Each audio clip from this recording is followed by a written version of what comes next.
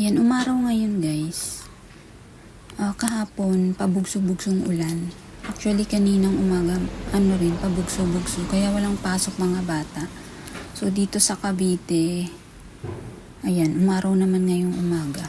So, ngayon, pag-usapan naman natin kung paano tayo makakatipid.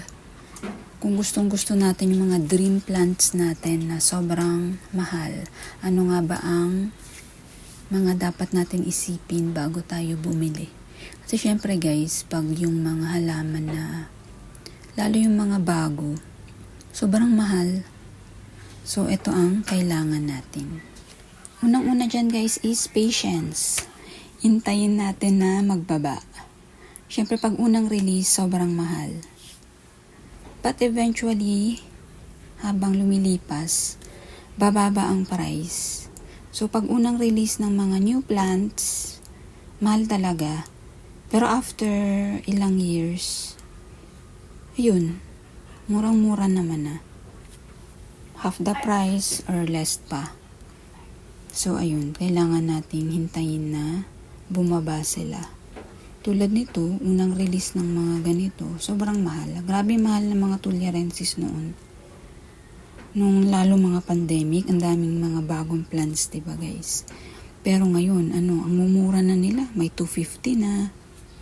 Lalo sa mga succulents na alala ko, merong mga sobrang mahal. Tapos biglang ang mura. Ganon din sa mga gymno noon. Lalo pag bagong ID, grabe ang mamahal. Pero ngayon, tingnan nyo magkano na lang sila. May 200, may 100. So, ganun lang. Iintayin lang natin na magmura sila. Next naman is buy them small. Bumili lang tayo ng maliliit, mga baby. Tapos tayo na lang magpalaki. Mas pa ngayon mas rewarding pa ngayon.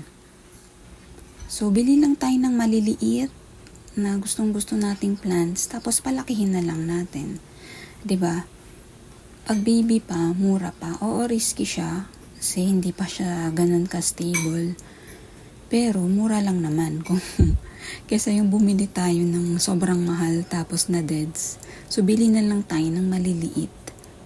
Yan, maliliit lang yan. Yan, tapos palakihin na lang natin. Yan. And, next naman is buy seeds.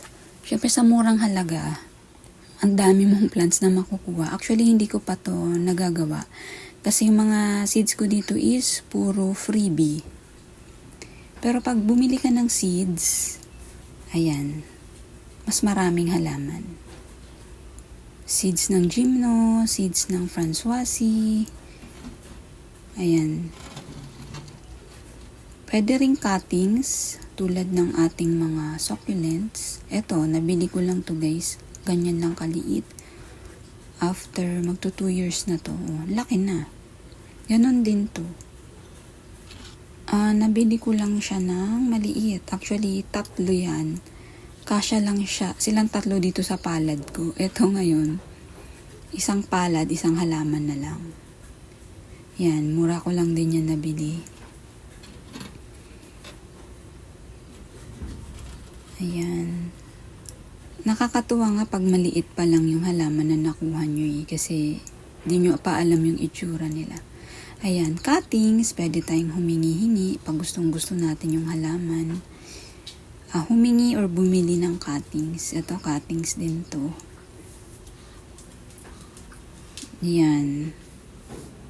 Ito, mga hanging plants, pwedeng i-cuttings, mga hoyas.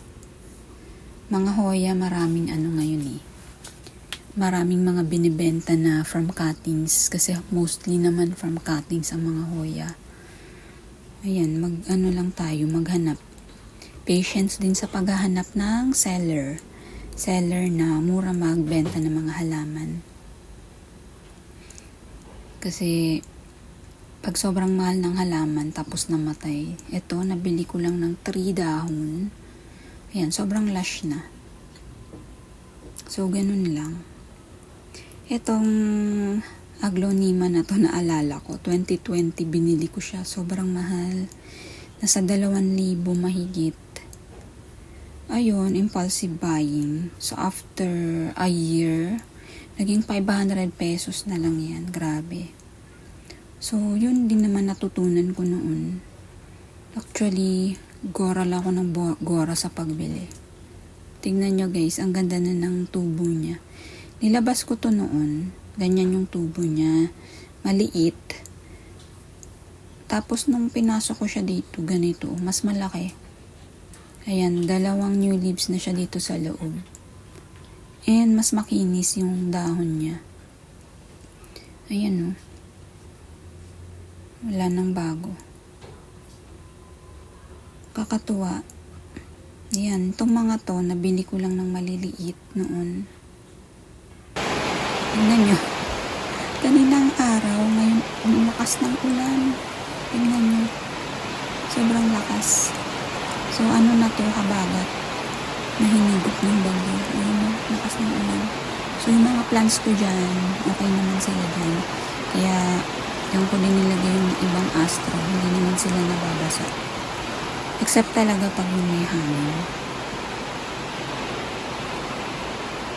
Ayan, tingnan nyo itong... Gustong-gusto ko to last year. Si Pachipod, yung Breve Kaule. Sobrang mahal guys. Eto, sobrang liit. Nasa 600 lang. So, ayan. Naghanap talaga ako ng may magbenta ng maliit ng Breve Kaule. Ganon din tong Pachipod, yung Gracilus. Liit lang niya, diba? Yan. So, wala pang libo kasi yung iba, grabe, may 12,000, may 8,000. Yan, ganun lang mga price nila. 600, may 500. Tapos, palakihin na lang natin. Ganun din to. Cuchibayanus. May ano to. May ayan, 1.5 inches lang. Kasi sobrang mahal. Ito din, gustong-gusto ko ng Godzilla Arlocarpus. Ang mahal din, kaya doon na lang tayo sa hybrid. Ayan, mura lang. Wala pang libo. So, ganun lang. Pag may gustong-gusto tayong halaman, ito maliit ko lang din nakuha. 2 dahon pa lang nadagdag nito. Ito yung spoon type na Françoise. Nag-abang talaga ako ng may magbenta ng sale. So, ganun din. Patience sa pag-aabang ng mga sale. So, ayan guys. Dito na lang muna kasi lakas ng ulan. Ingat po tayo at may parating na naman na bagong bagyo. Bye!